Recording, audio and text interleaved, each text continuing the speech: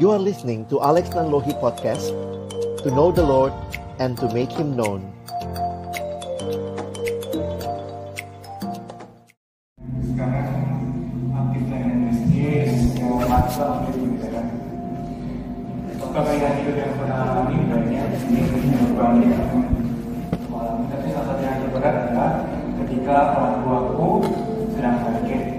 Tahun 2010 ayahku terkena stroke dan sudah 8 tahun hingga saat ini dalam kondisi dia kurang baik dan kurang produktif, apalagi usianya yang sangat sedang ada sebagai keadaan pekerjaannya. Dan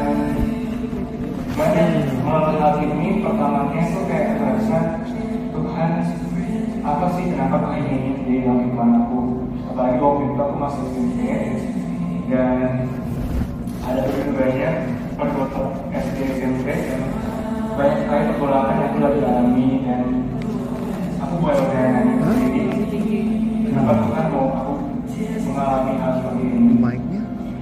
Yang bisa bikin aku kuat adalah aku ingat banget kalau dalam hidup aku Tuhan pasti membawa kita melalui hidup.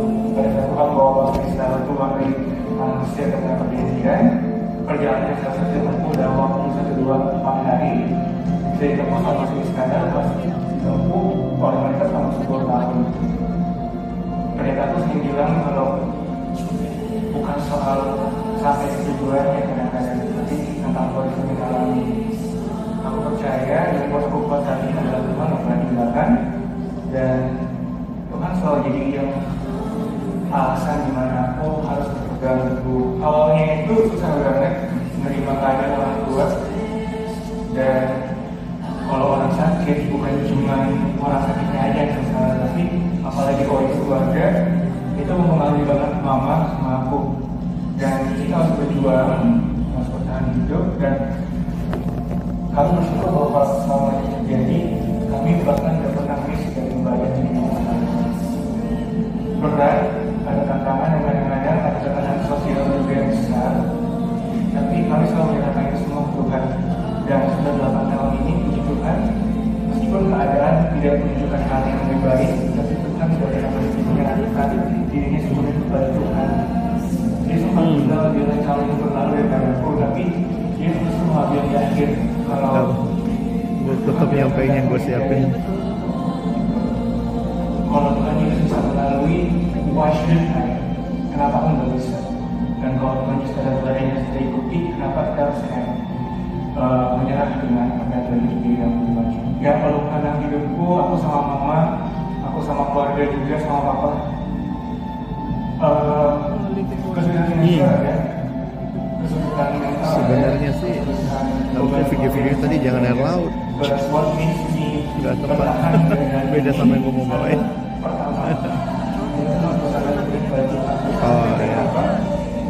Tapi itu pelayanan dan believe me, itu membantu aku banyak banget.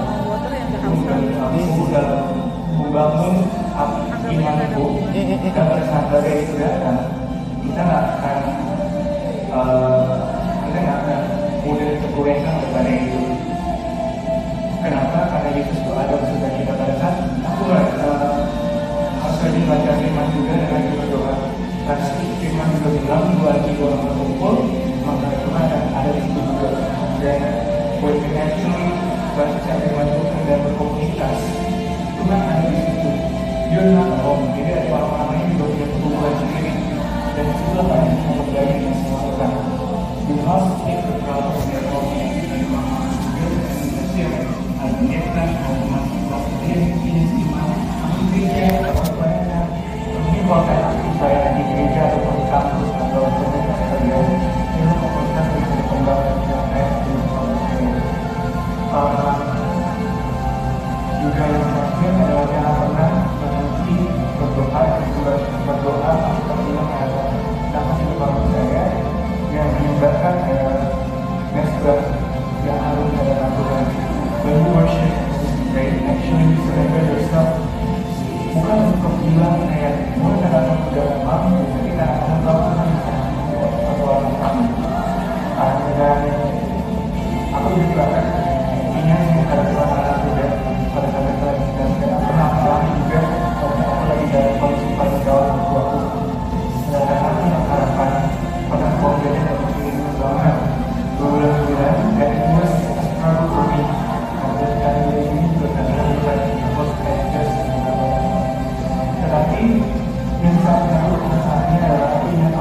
bilang, jangan hati ini dapat berdosa karena hasil pasal ada di antara kami dan Tuhan.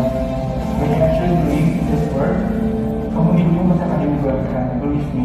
Banyak anak muda yang sering bilang ini, masa depanku udah gak ada, masa depanku udah suram. Actually not. Bacalah firman Tuhan dan kamu temukan identitas kamu. Temukan Tuhan, encounter Him, and you encounter yourself in front of Him. You encounter the image of God yang Tuhan udah ciptain buat aku, buat kamu, dan kita semua. Dan when aku melakukan itu dalam kehidupan aku jadi ingat bahwa aku tidak sendiri, ada Tuhan, ada komunitas, ada pelayanan yang bukan aku bisa berserah. Karena ada cerita Alkitab bahwa aku betul dengan ini, ada cerita di Alkitab yang sudah bilang waktu itu Daud sedang pergi berperang dan dia kalah dari bangsa Filistin. Istri-istri pasukannya dan istri-istrinya sedang diculik oleh bangsa Filistin, dan kalau perjanjian itu sedang diambil, anak-anak mereka juga sedang diculik semua. Harta mereka hilang. Daud cuma pergi dari pasukannya dan Daud bilang, mari kita membangun kepercayaan diri kita kembali kepada Tuhan. When you actually did that, believe me, Tuhan akan berubahkan kehidupan kamu. Pada saat proses hidup yang susah, Daud memutuskan untuk tidak jatuh dalam kesusahan hidupnya. Dan melahirkan Daud membangun kepercayaan kepada Tuhan. He worship, he pray together sama keluarganya, sama pasukan-pasukannya. Dan setelah itu, tidak ada satupun perangan yang mereka tidak menangkan. Istri-istri mereka kembali, harta-harta mereka kembali, anak-anak mereka pulang balik ke rumah. Dan bangsa Israel dan Daud menjadi raja yang paling berpengaruh, dan bahkan dia kita disebut sebagai orang yang berkenan di hadapan Allah. Bukan soal bagaimana kamu ada di masalah, tapi masalah bagaimana aku mengatasi masalah ayahku. Tapi hari ini ayahku masih belum sembuh. But what makes me believe is that bukan masalah ayahku sembuh, tapi proses. Seberapa besar kita mau bersama sama Tuhan, seberapa besar kita mau kehidupan kita untuk memberkati banyak orang. Bahkan dulu berangkat. Dan yang benar-benar aktif dalam berkarya, belajar, melayani. Dan dan bukan soal beberapa, bukan soal kita jatuh, tapi sama seperti Daud. Daud itu berdiri di sini dia jatuh. Dan pada saat you learn to stand when you fall, actually itu adalah kekuatan besar kamu yang Tuhan bisa berikan. Thank you. Okay.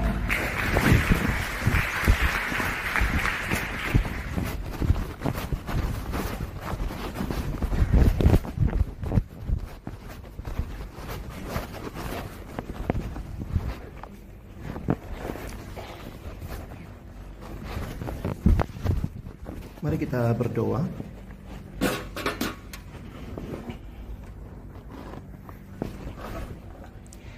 Bapa di dalam surga, kami bersyukur. Kami punya Allah yang hidup, Allah yang tidak pernah meninggalkan kami umat-Mu, buatan tangan-Mu. Allah yang peduli dengan pergumulan kami, Allah yang berbicara di dalam segala kondisi yang kami alami. Allah yang juga nyata sungguh bagi setiap kami. Kembali hari ini kami mau berjumpa dengan Engkau, mengalami encounter secara pribadi dengan-Mu ya Tuhan. Di hadapan manusia kami bisa bohong. Di hadapan manusia kami bisa menutup-nutupi. Kami bisa terlihat begitu baik. Tetapi di hadapan Allah yang kenal kami, Engkau tahu sampai kedalaman hati kami. Pagi ini kami akan membuka firman-Mu. Biarlah ketika kami membaca firman-Mu, izinkanlah juga firman-Mu membaca setiap hidup kami. Tolong kami ya Tuhan, bukan cuma menjadi pendengar firman yang setia, tapi mampukan dengan kuasa dari Roh-Mu yang kudus, kami dimampukan menjadi pelaku-pelaku firman-Mu di dalam hidup kami. Bersabdalah ya Tuhan, kami umat-Mu sedia mendengarnya dalam satu nama yang kudus, nama yang berkuasa, nama Tuhan kami Yesus Kristus. Kami menyerahkan pemberitaan firman-Mu. Amin. Shalom. Shalom. Puji nama Tuhan, kita bersyukur Kesempatan seperti ini, pesta rohani yang tentunya disiapkan dengan sangat baik. Banyak pengorbanan di dalamnya. Tapi ingat, tujuan kita seperti tema kita ya. Saya pakai pointer, apakah bisa dicolok pointernya? Kita mau bicara encounter. Satu perjumpaan dengan Tuhan. Hari ini sama-sama saya mengajak kita membuka bagian firman Tuhan. Kita akan lihat Yohanes pasal 4. Saya tidak akan mengajak membaca semua ayatnya. Kita baca sampai ayat 9 dulu ya. Yohanes pasalnya yang keempat, ayat yang pertama sampai dengan ayat yang ke-9. Mari saudara yang sudah menemukan, pria akan membaca ayat yang pertama, wanita membaca ayat yang kedua, kita bergantian sampai dengan ayat 9 terlebih dahulu. Setelah saya baca judulnya, mohon yang pria mulai membaca. Percakapan dengan perempuan Samaria. Ketika Tuhan Yesus mengetahui bahwa orang-orang bahwa yang peroleh dan membaptis murid lebih banyak daripada Yohanes,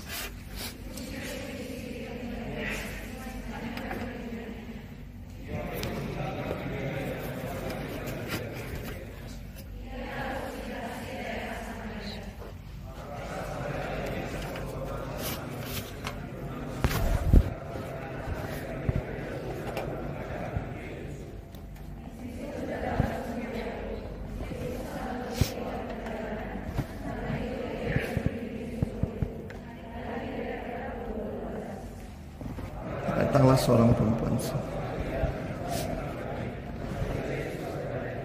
berilah aku minum.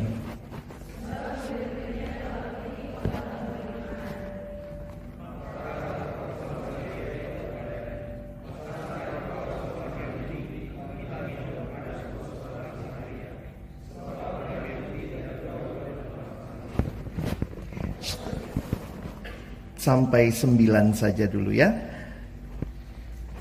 Baik, saudara yang dikasihi Tuhan, bisa dengar dengan jelas?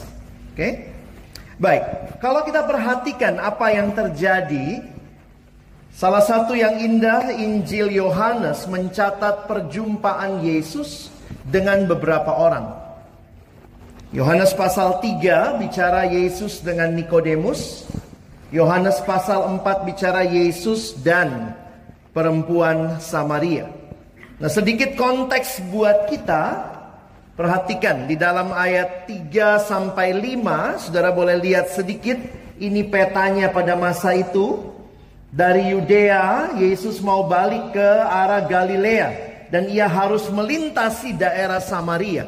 Mungkin buat kita ini biasa saja, tetapi pada masa itu kalian mesti mengingat orang Yahudi dan orang Samaria, mereka tidak bersahabat. Kenapa? Sebenarnya kalau lihat sejarahnya, dulunya kalau ingat ceritanya, kan ada Galilea di atas, di bawah ada Yudea. Di masa penaklukan Asyur, dulu dimasukkanlah oleh orang Asyur bangsa asing di tengah-tengah sini. Itu salah satu taktik Asyur supaya Galilea dan Yudea nggak bersatu kerajaannya. Sehingga yang terjadi adalah banyak orang-orang Galilea khususnya menikah kawin campur dengan orang bangsa asing. Lahirlah half blood, namanya Samaria. Jadi itu yang membuat secara asal usul mereka tidak bersahabat. Dan perhatikan kata ini, ia harus melintasi daerah Samaria, menunjukkan satu keinginan Yesus melewati daerah itu. Saudara tahu, saking bencinya orang Yahudi terhadap orang Samaria, kalau mereka dari Galilea mau atau dari Yudea mau ke Galilea, rute umum pada masa itu, tahu rutenya gimana? Mereka rela nyebrang sungai Yordan, lewat sini, nanti nyebrang lagi. Biar nggak ketemu orang Samaria. Jadi mereka look down gitu ya. Ini half blood gitu ya. Bahkan orang Samaria itu bikin penyembahan mereka di Gunung Sikar. Karena mereka tidak diterima menyembah Allah di Yerusalem, di mana ada bait Allah. Jadi itu sedikit konteks untuk kalian mengerti kalau tertarik membaca kenapa orang Yahudi benci sekali sama orang Samaria. Karena orang Samaria bikin another temple in Sikar. Orang Samaria juga merasa ya kami juga dikasihi Tuhan kok, ada sumur Yakub di daerah kami begitu ya. Tapi memang orang Yahudi, makanya kata harus melintasi daerah Samaria. Saya pikir ini kata yang menarik.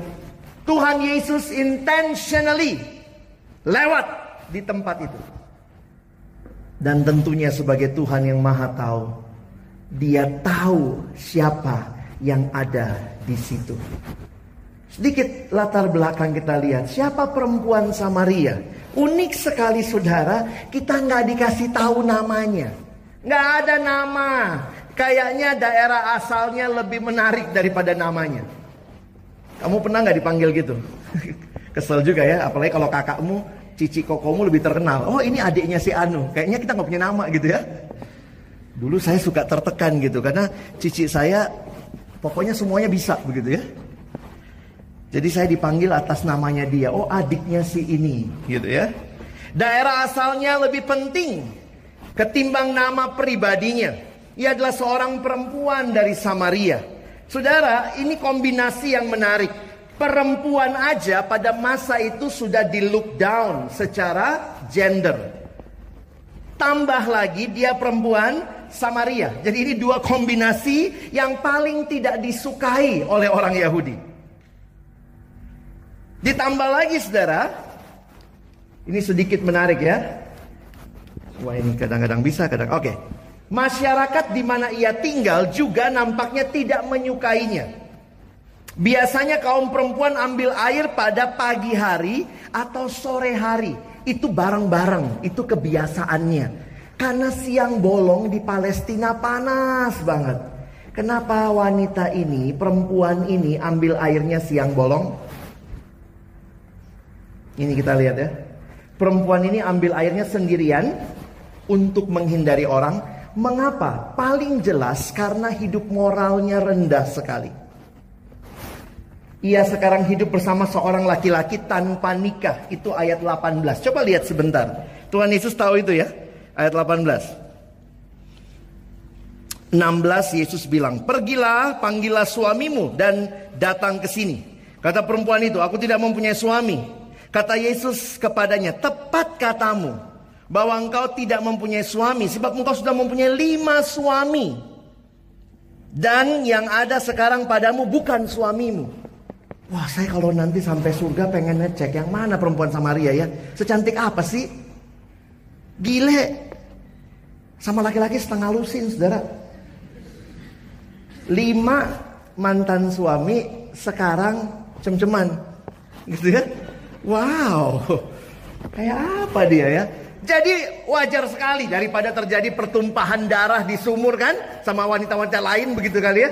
Jadi dia datang ambil air jam 12 siang. Orang ambil airnya kalau nggak pagi, malam, sore. Dia ngambilnya siang bolong, menghindari orang. Jadi saudara coba lihat ya. Sebagai perempuan yang berasal dari Samaria, itu aja udah nggak disukai orang Yahudi. Ditambah lagi perempuan dengan moral yang rendah, tidak disukai masyarakatnya sendiri. Jadi jika demikian pertanyaannya, siapa yang terima wanita ini? Tuhan Yesus. Saya tidak tahu latar belakangmu seperti apa. You name it. But you need to have encounter with Jesus. Dan Yesus mau berjumpa denganmu. Kita lihat lanjutannya ya. Dalam video ini ya. Karena kalian kan generasi audio visual. Ya kita nonton videonya sampai ayat 26. Oke, please. Lampu boleh redup.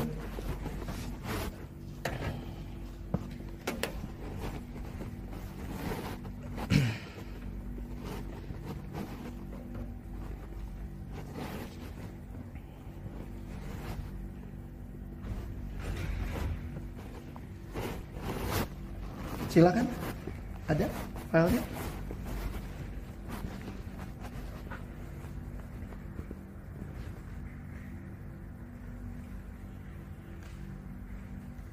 Di dalam folder yang satu folder semuanya ada filenya.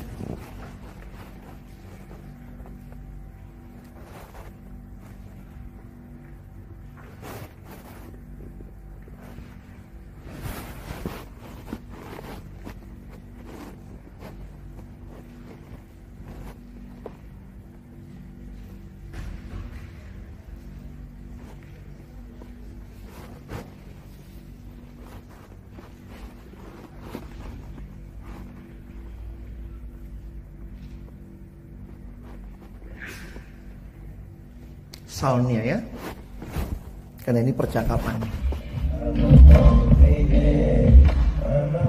Definitely not that. Bisa diulang dari depan dan soundnya harus nyala ya.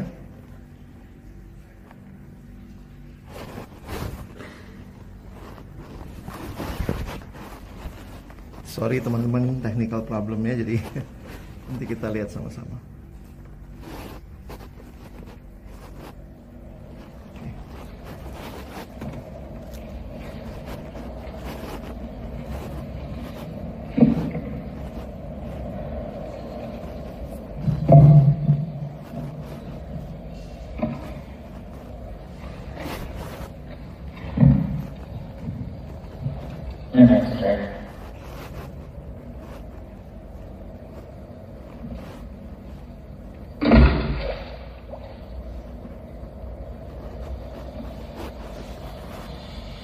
How is it that aren't you a drink?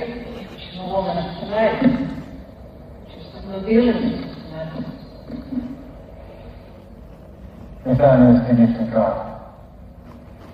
And 2 days and saith to thee, he needs to drink. That was the loss of him. And he would give me living water.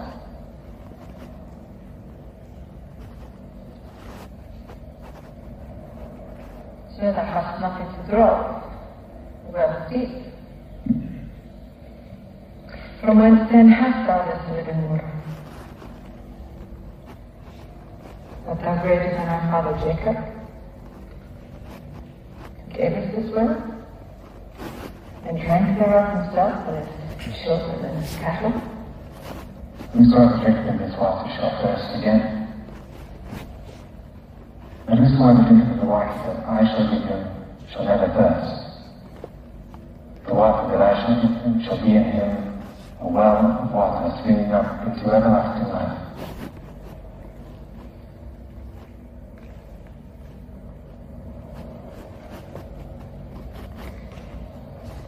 So give me of this water, that I thirst not and come hither to draw.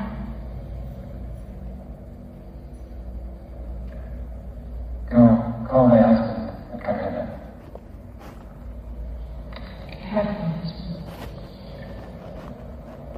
Thou hast well said, I have no husband. For thou hast had 5 husbands. Sir, I perceive that thou art a prophet.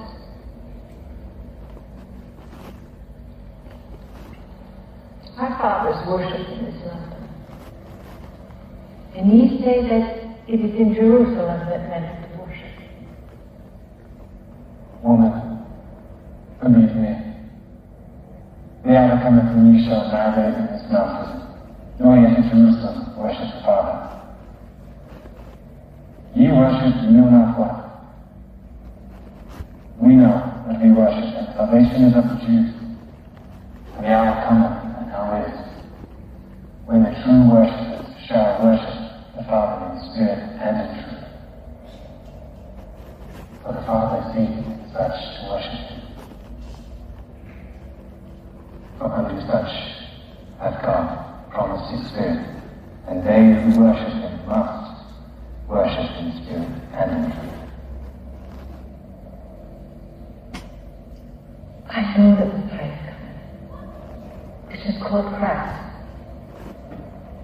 And when he has come, he will tell us all things. I that began in thee, and he,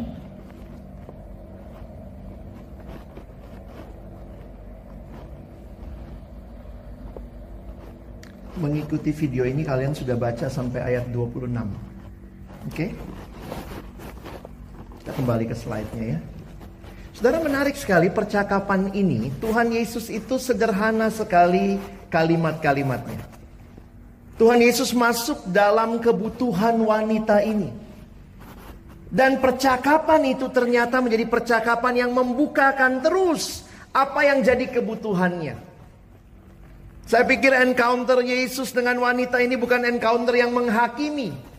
Tapi dia mulai masuk dari hal-hal yang paling basic, yang sangat sederhana, yang sangat dibutuhkan. Apa yang dicari, saudara ya, perempuan Samaria ini?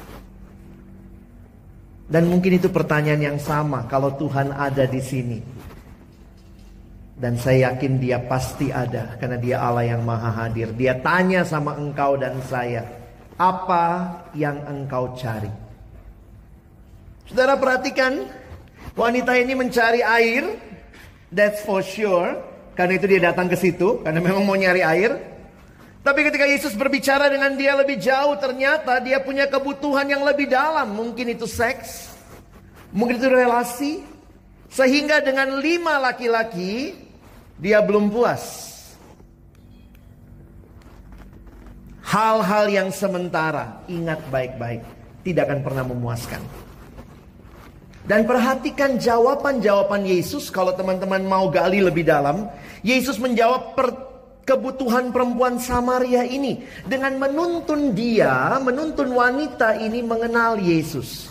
Perhatikan pengakuan paling dasar dari wanita ini. Pertama kali dia cuma bilang begini, siapa Yesus bagi perempuan itu? Pertama dia cuma mengatakan engkau seorang Yahudi. Lalu nanti masuk lebih dalam di ayat yang ke-11, dia mulai bicara Tuan. Jadi lihat ya, it's becoming more personal. Just a Jew, and then Lord. Tuhan itu ucapan umum, bukan Tuhan dalam arti Lord yang Tuhan, tapi ya orang yang lebih dari saya, kira-kira begitu ya. Terus kemudian dia encounter Jesus dengan Yakub. Dia mulai melihat kenapa orang ini berbicara begitu berbeda, sehingga dia berkata engkau lebih besar dari Yakub. Berarti dia menempatkan Yesus lebih rendah dari Yakub. Dan puncaknya kalau kita perhatikan,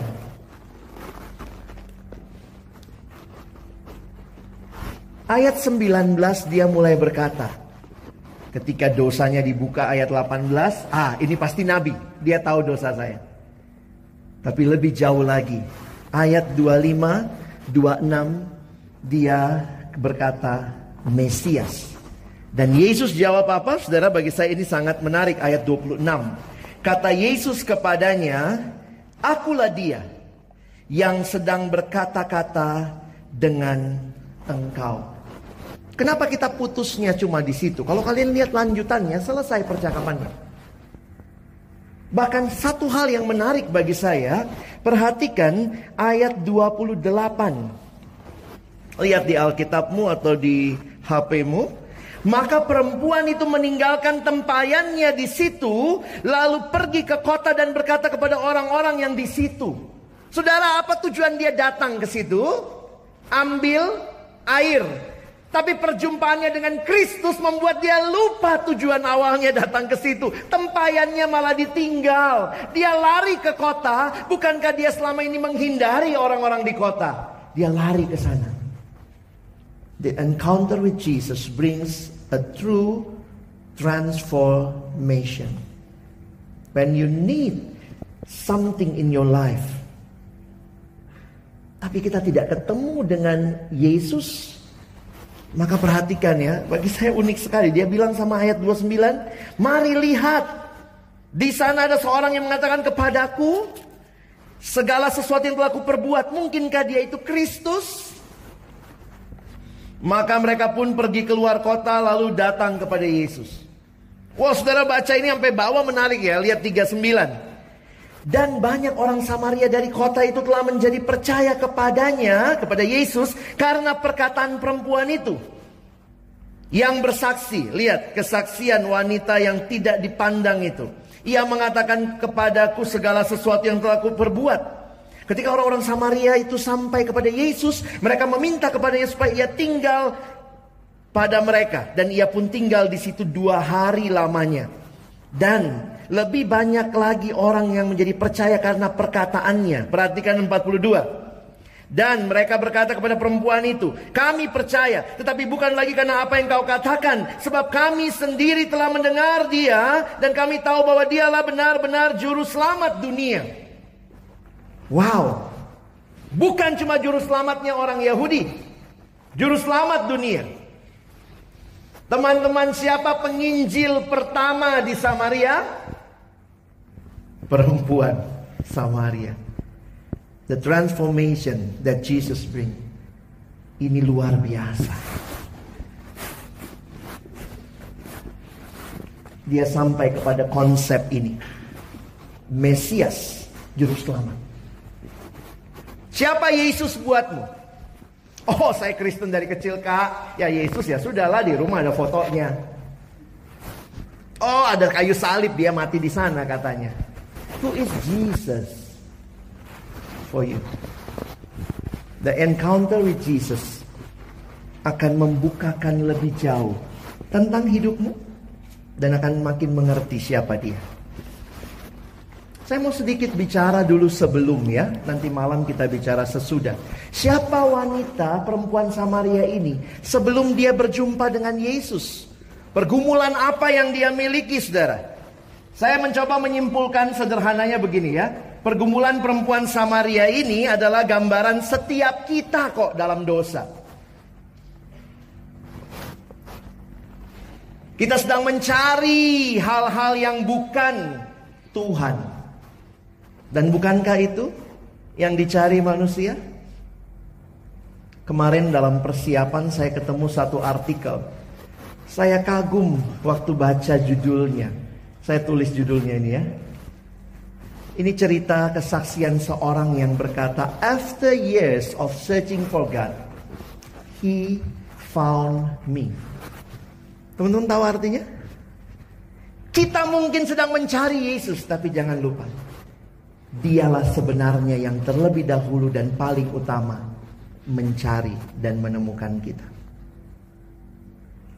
So, ini tempatnya kalian encounter with Jesus. Teman-teman, mungkin ada pertanyaan, pergumulan, kepahitan hidup, kesulitan hidup. Mengapa terjadi? Kenapa Tuhan seperti ini? Atau mungkin kamu orang yang Kristenanmu biasa-biasa saja, ya sudahlah, sudah percaya. Apapun situasimu, let's have an encounter with Jesus. Supaya kita makin ngerti, makin jelas, makin paham siapa dia dan siapa kita di hadapannya. Nah saudara, wanita Samaria ini sebelumnya seperti apa? Dia adalah orang yang mencari, tapi ternyata yang dia cari, dia belum pernah dapat kepuasan di dalamnya. Loh, kenapa begitu? Saya pikir doktrin manusia, karena pada awalnya waktu Allah menciptakan manusia, saya kasih contoh begini. Kalau misalnya saya ciptakan benda ini namanya apa? Mic. Pertama kali benda ini dicipta, ini punya siapa?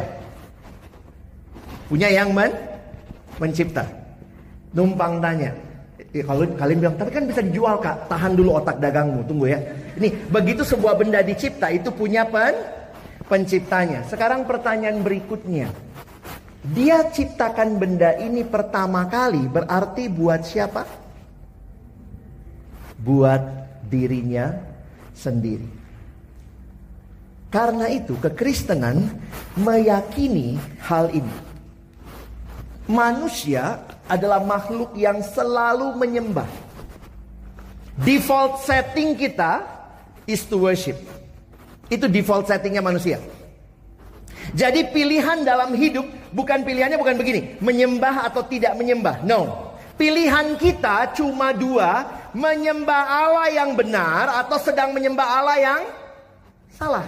Kenapa? Karena manusia itu makhluk yang menyembah. Kita akan selalu menyembah.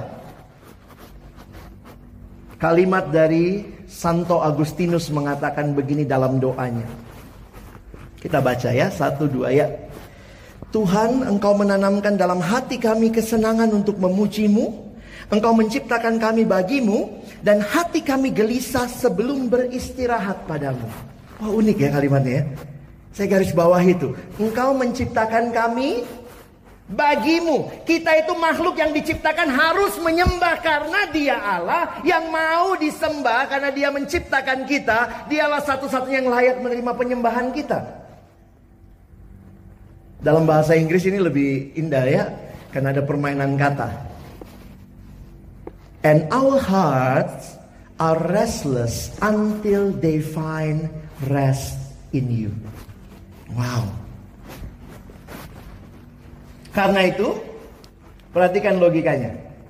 Manusia hanya menemukan kepuasan sejati di dalam penciptanya. Ini orang pinter nih ya yang ngomong ya. Kalian tahu?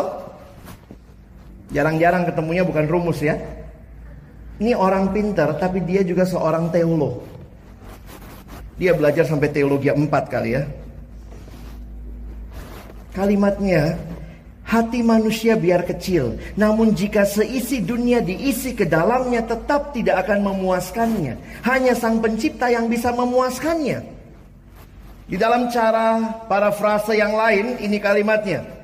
Hati manusia hanyalah sebesar genggaman tangan.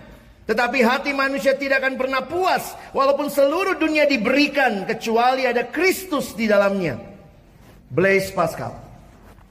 Karena itu perhatikan baik-baik konsep ini. Kepuasan sejati tidak akan pernah kita dapatkan dari ciptaan. Entah itu seseorang, entah itu sesuatu, namun hanya dari pencipta. Yang bisa memuaskan kita bukan yang horizontal, teman-teman.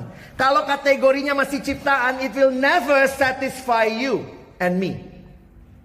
Yang bisa memuaskan kita cuma Tuhan. Oh, dalam loh kalimat ini. Waktu saya renungkan, iya ya. Wanita ini cari kepuasan dari mana? Relasi suami. Bukan berarti kita nggak butuh relasi. Kita butuh relasi. Tapi jadikan relasi itu bukan pengganti Tuhan. Dia tetap harus jadi yang utama di dalam hidup kita. Ada kalimat cantik bilang begini ya. Ini baterainya atau apa nih ya? Saya tolong. The real problem of men and women is the real itself. Restless, emptiness, aimless, loneliness. Ketika manusia jatuh dalam dosa, memang ini yang jadi bagian kita. Sehingga kalau kita lihat, manusia akan selalu cari gitu ya. Nah ini saya tuliskan begini. Siapapun atau apapun yang menggantikan posisi Allah di dalam hidup sebagai yang terutama, itu biasa disebut sebagai berhala. Pernah nonton film Minion nggak? Nonton ya yang kecil-kecil kuning itu ya. Itu persis doktrin manusianya Alkitab. Minion seumur hidup akan cari Tuhan untuk dilayani. Sayangnya dia selalu cari Tuhan yang paling jahat. Iya kan? Cari lagi. Waktu saya lihat itu saya bilang ini persis doktrin manusia. Manusia selalu cari Tuhan untuk disembah, padahal sebenarnya Allah lah yang harus disembah. Hati-hati saudara, yang jadi berhala dalam hidup itu bisa begini. Berhala bisa berarti mengubah yang baik jadi yang terutama. Uang baik gak? Baik. Begitu jadi terutama, jadi berhala. Pacar baik gak? Baik. Begitu jadi terutama, jadi berhala. Saya lihat status Facebook siapa waktu itu ya, ada temen nulisnya gitu. Pacar yang baik (2). Mengikuti semua kemauannya, menjauhi semua larangannya. Itu pacar apa Tuhan? Tipis bedanya. Itu kata pacar yang baik, yang setia. Oh, jadi banyak hal dalam hidup yang sebenarnya itu baik, tapi begitu kita jadikan yang terutama, kita taruh posisinya jadi pencipta. Oh salah. Hati-hati saudara. Ini yang terjadi. Kepada berhala kita akan mengasihi, menyembah, melayani, bahkan memperoleh makna darinya. Kalau kita mau cari makna hidup dari mana? Ya jangan dari uang. Dari Tuhan. Karena uang tidak bisa jadi ukurannya. Jadi memang waktu orang tidak ketemu apa yang utama, ngeri sekali. Apa itu dosa? Ini gambarannya begini nih. Dosa itu mencari kepuasan di luar Tuhan. Jadi waktu saya pelajari definisi dosa di Alkitab, ada yang bilang dosa pelanggaran hukum, itu sering kita dengar. Tapi saya tertegun waktu membaca ini. Dosa itu adalah ketika kita tidak puas dengan Tuhan. Bayangkan, kalau satu-satunya pribadi yang bisa memuaskan kita, kita tolak. Apalagi yang bisa memuaskan kita? Itu yang terjadi di Taman Eden. Saya tuliskan begini. Bayangkan ketika manusia menggantikan Allah dengan ciptaan itu bagaikan manusia sedang menukar emas dengan pasir. Oh Tuhan, engkau gak bisa puasin saya. Oh saya butuh relasi. Pacar sana sini ya, wanita itu gitu. Ganti-ganti. Oh Tuhan, saya gak bisa puas, saya butuhnya uang. Uang ditambah terus. Dan lucunya saudara, yang namanya berhala itu begitu rupa mengikat kita. Makin lama makin dalam. Hati-hati. Seorang yang terjebak pornografi bilang sama saya, Kak gimana cara keluarnya? Saya jatuhnya begitu dalam. Awalnya sedikit, lama-lama makin dalam. Dosa kayak lumpur hidup saudara. Makin gerak, makin masuk. Dan never satisfy. Saya bilang tadi sama Kak Rima, saya gak terlalu setuju kalau gambarnya air laut. Kenapa? Air laut makin diminum, makin haus. Living water is not air laut. It's not sea water. It's the fresh water from the spring. Oh itu unik tuh. Bayangkan, ketika wanita Samaria ini minum air, relasi. Kayak minum air laut. Makin minum, makin haus. Kau cari kepuasanmu di mana? Benarkah kita cari Yesus? Seperti Yesaya 55 ayat 6? Apa yang kita cari? Kita bisa jawab di akhir sesi ini ya. Karena itu saya ingatkan ya. Bisa ditolong lagi. Know your idols. Kenali siapa, karena kan kategorinya ciptaan. Siapa atau apa yang jadi idol kita. Berhala hati kita. Lihat nih. Mungkin kalau bilang, oh saya bukan wanita Samaria Kak, saya gak cari seks. Oh bagus, tapi bisa jadi ini. Mungkin kamu carinya apa? Pengakuan? Berapa like di Instagrammu? Tiap kali posting? Ada yang cari kepuasan di dalam academic, idolatry? Ada yang cari kepuasan di dalam relationship, uang, pengakuan? Ada yang cari kepuasan di dalam keamanan? Ada yang cari kepuasan dalam keluarga? Keluarga dijadiin berhala. Oh bisa saudara? Ngeri ya? Dosa itu sifatnya membelenggu. Pernah tahu cara nangkep monyet nggak? Pernah lihat monyet ya? Jangan bilang sebelahnya. Ini Kak. Jadi di India mereka kalau mau nangkap monyet dia bikin kotak kecil, dibuat bolongan, masuklah tangannya. Di dalamnya ditaruh pisang atau kacang, makanan kesukaannya monyet. Jadi kalau dia masukin tangan bisa. Begitu dia genggam pisang atau kacang, dia tarik keluar nggak bisa. Kenapa? Karena hanya muat kalau tangannya lepas. Jadi besok paginya ternyata banyak monyet yang tertangkap secara tanpa perlawanan. Langsung besoknya, saya nggak ketemu gambarnya, ini monyet agak canggih ya, pakai HP.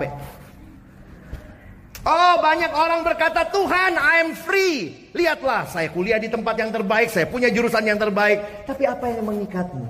Wanita ini mungkin pikir my life is okay. Oke lah saya hindarin orang, it's my problem. Tapi begitu dia ketemu dengan Yesus, ada ikatan-ikatan yang Tuhan mau saudara dan saya lepaskan. Kenapa? Karena dia tahu ikatan itu will never satisfy you. Apakah ini mengikatmu? Ada yang kalau rokok. Ada satu mahasiswa gitu. Saya bilang, kenapa kamu ngerokok? Abis gak enak sih Kak. Nanti teman-teman ngomongnya gimana? Kalau kita gak ngerokok gak dibilang jantan. Hah? Kau ayam ya? Itulah. Rokok jadi simbol status penerimaan. Ada yang terjebak nama judi. Oh mungkin kau bilang, oh kak saya nggak begitulah, anak UPH masa begitu-begitu sih. Mungkin yang menjebakmu ini nih. Pernah terikat HP sendiri?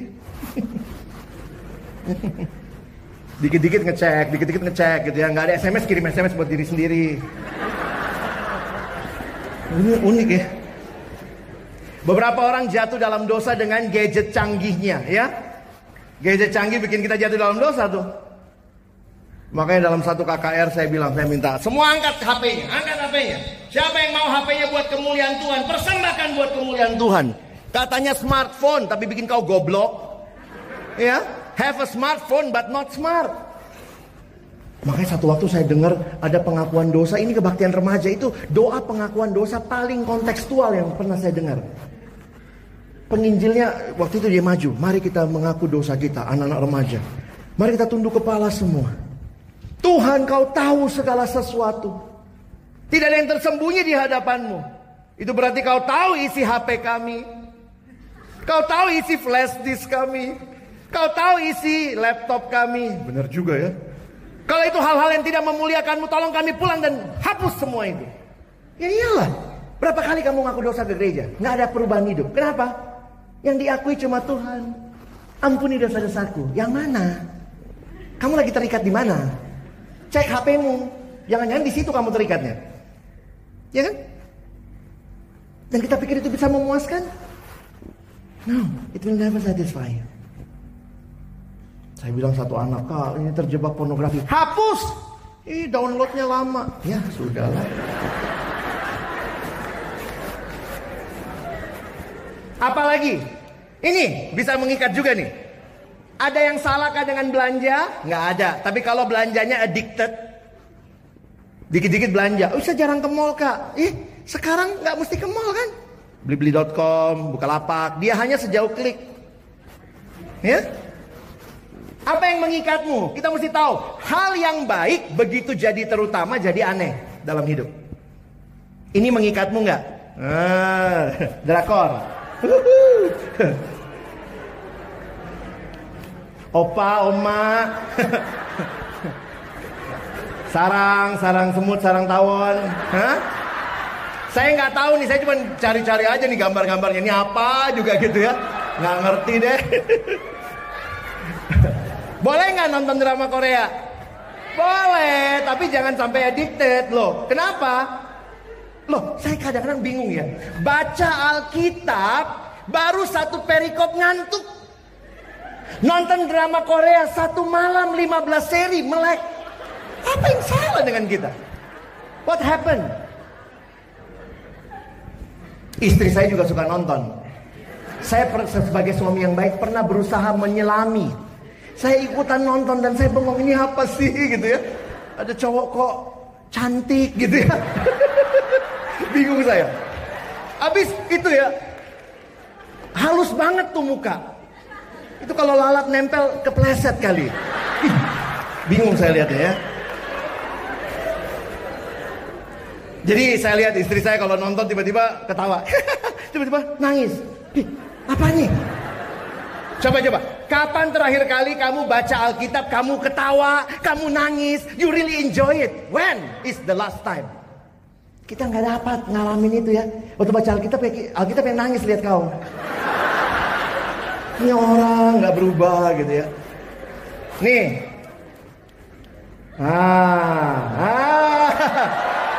Bukan cuma yang cewek, yang cowok juga gitu ya.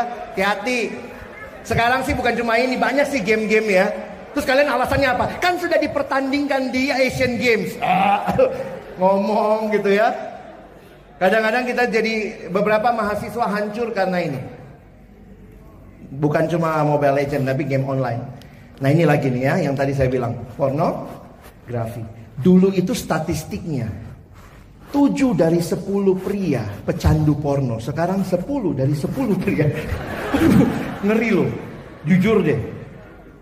Saya terjebak pornografi dari kelas 5 SD. Jadi saya tahu tuh pergumulannya betapa sulitnya keluar. Tapi Tuhan sayang.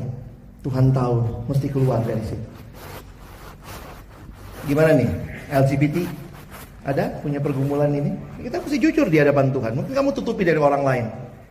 Wanita itu lagi tutupin, aku baik kok. Tuhan bilang, no, suamimu berapa? Ada yang punya pergumulan ini, LGBT lagu boti. Belum lagi nih, free sex. Ada yang bilang, ya ini kan masa zamannya kebebasan. Perhatikan saudara, dosa itu menyusup pelan-pelan. Kita memberontak kepada Allah secara sadar dan perlahan, terjadinya memang pelan-pelan sehingga kita tidak dapat mengenali dampaknya yang menghancurkan. Sehingga perhatikan, kita kehilangan rasa hormat terhadap diri sendiri. Kita kehilangan kemampuan untuk berpikir sehat. Orang dalam dosa itu goblok, dosa bikin kita goblok. Bilang sama sebelahnya, dosa bikin kita goblok. Bukan kau ya, kita kau masuk. Gobloknya bareng. Kemampuan untuk berkata jujur, untuk memberi, mengasihi, hidup kudus, sulit saudara. Itulah yang dosa lakukan dalam hidup kita. Akibatnya, kalau kamu suka galau, mungkin masalahmu dosa ya. Tidak pasti galau, rasa bersalah, kosong, frustasi, terikat. Dosa bikin kita ini. Saya minta waktu dikit lagi ya. Dosa bikin kita lupa Allah, lupa diri, lupa sesama. Paling kesel kalau lihat sinetron Indonesia ya. Kalau mau dipanjang-panjangin tiba-tiba jatuh, hilang ingatan. Aku siapa? Orang kalau lupa diri itu ngeri saudara. Makanya saya kadang bilang pakai KTP, bawa KTP. Bagusnya begitu kan? Kalau jatuh aku siapa? Ini kau, lihat. Rumahku di mana? Pulang kasih Gojek. Orang tuh kalau dalam dosa lupa diri ngeri banget. Teman-teman saya kasih contoh nih ya. Ada yang ngekos di sini?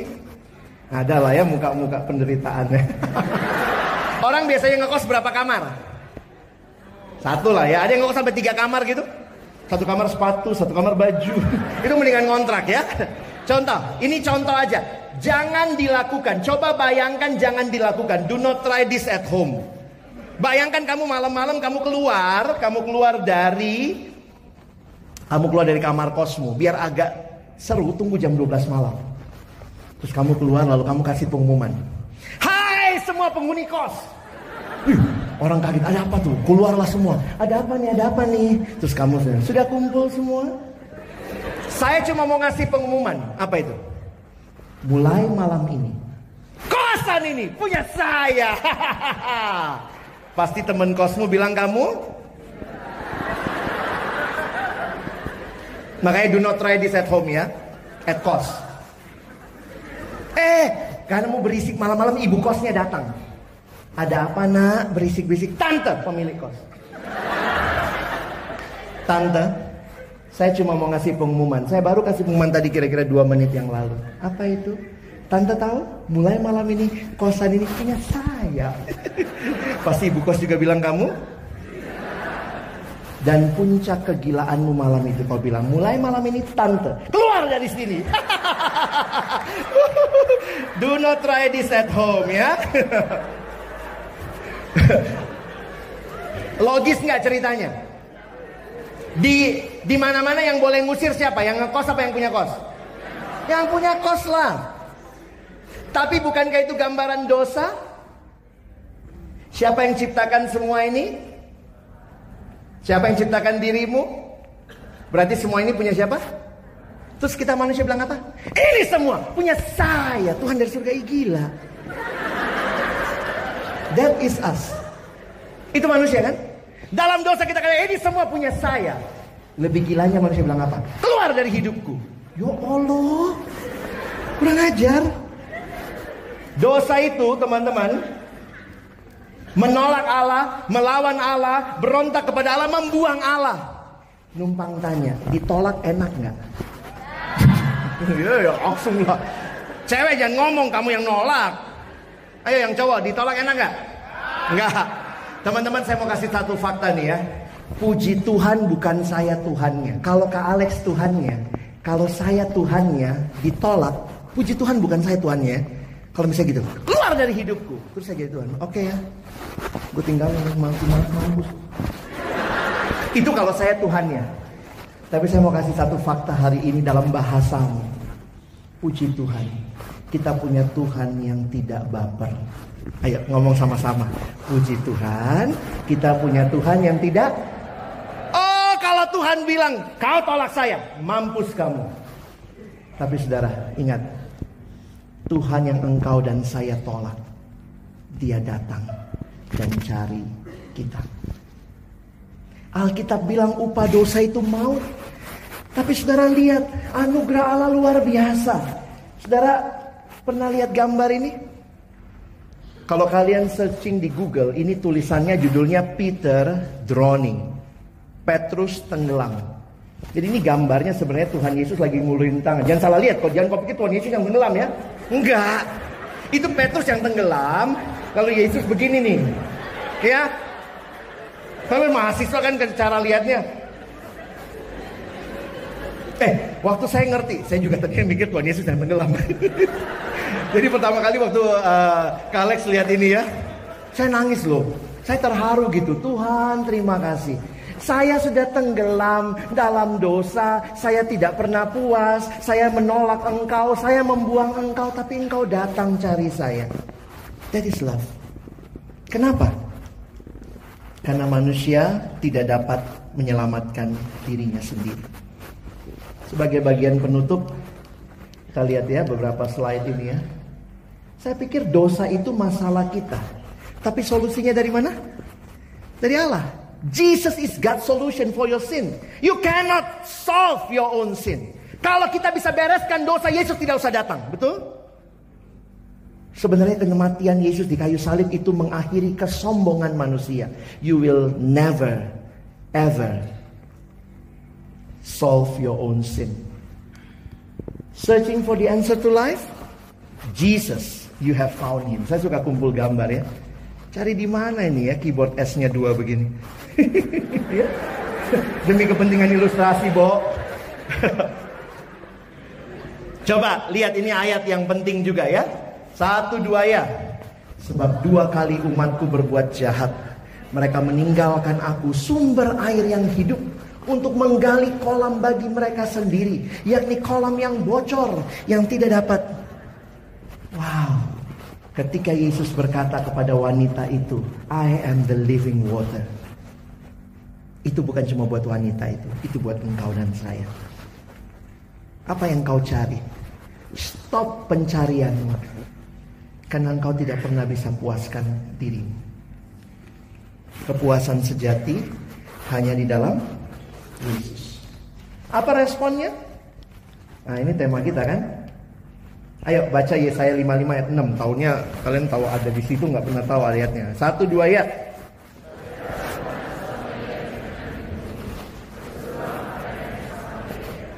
Teman-teman, carilah Tuhan di tempat ini. Ketika engkau mungkin datang dengan banyak pertanyaan, banyak pergumulan, bahkan kau nggak tahu siapa sih Yesus. Ya sudahlah, ikut-ikut aja lah. Ini ada tulisannya gede, ya sudahlah. Sejak masuk ruangan ini saya terkesan dengan entah apa ini. Maksudnya siapa yang buat? Maksudnya kamu mungkin buatnya pikir ya udahlah di print ya satu lembar JESUS. Tapi dia sedang mencarimu. Kamu lagi cari dia? Jauh lebih luar biasa. Dia cuma mencarimu. Do you believe that Jesus is the living water? Or you still searching for another things that will never satisfy you? Video terakhir ini menyimpulkan khotbah saya.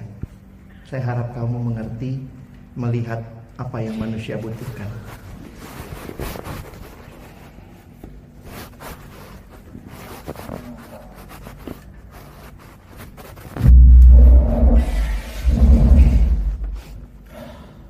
You look at your eyes.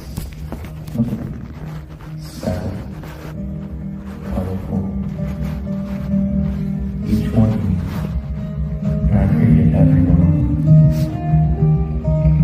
I created everything.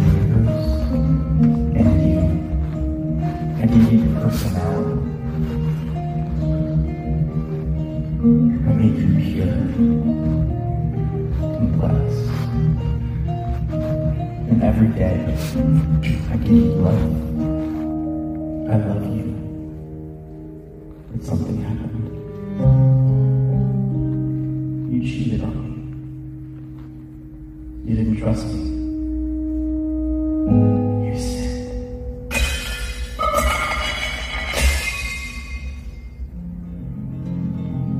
You cut yourself off from me. And although you're still alive, you were slowly dying. So you look for other things.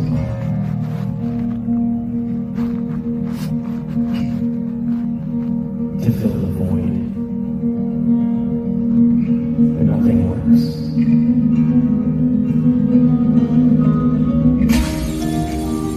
It just kills you faster. And it separates us more and more.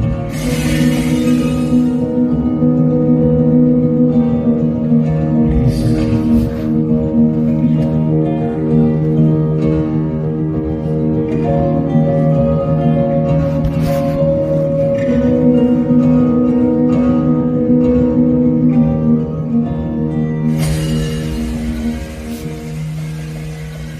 I don't want you, God.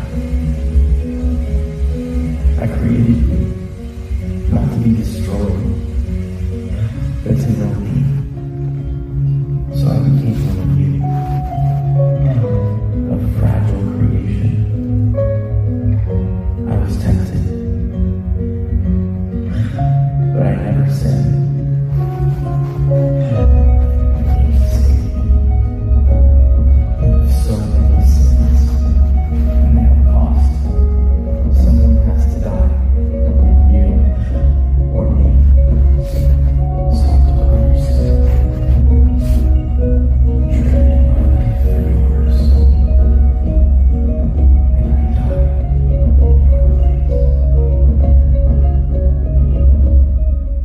Because I love you. Then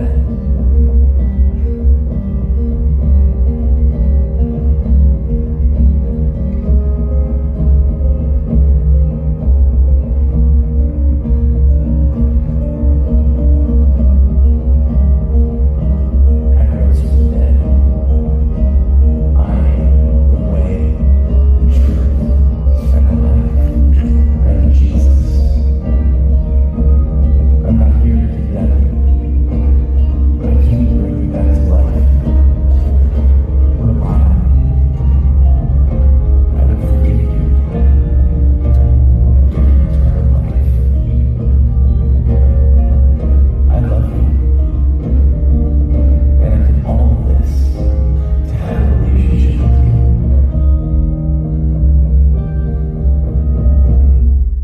Will you follow me?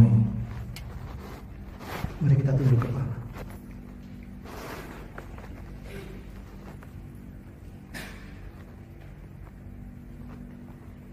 Apa yang engkau dan saya cari dalam hidup?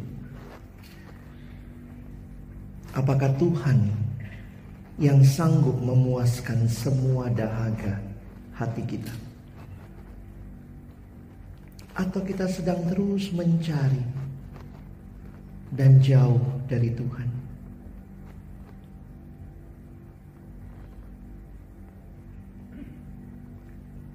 Yesus mencari dan bahkan telah menemukan kita. Dia mau engkau dan saya kembali kepadanya. He is the living water that can satisfy your thirst. Ambil waktu ini berdoa secara pribadi. Yesus ada di sini. Katakan kepadanya, Tuhan, aku hanya ingin dipuaskan di dalam Engkau.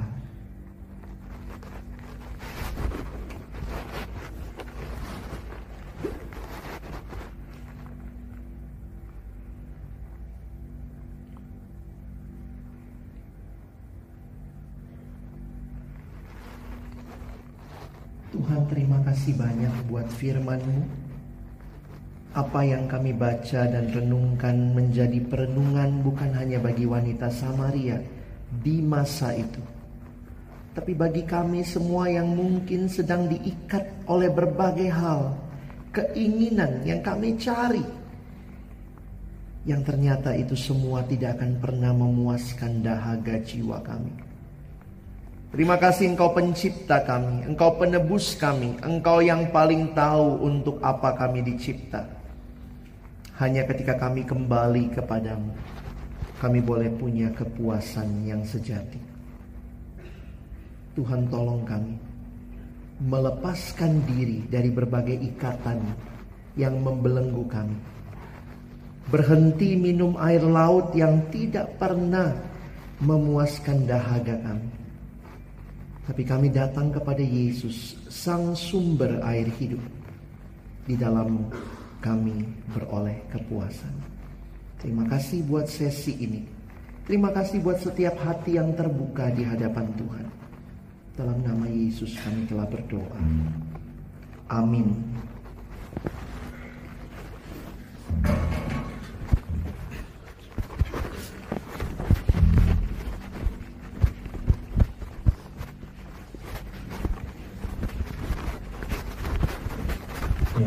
Teman-teman tadi kita sudah menyampaikan dan aku percaya beberapa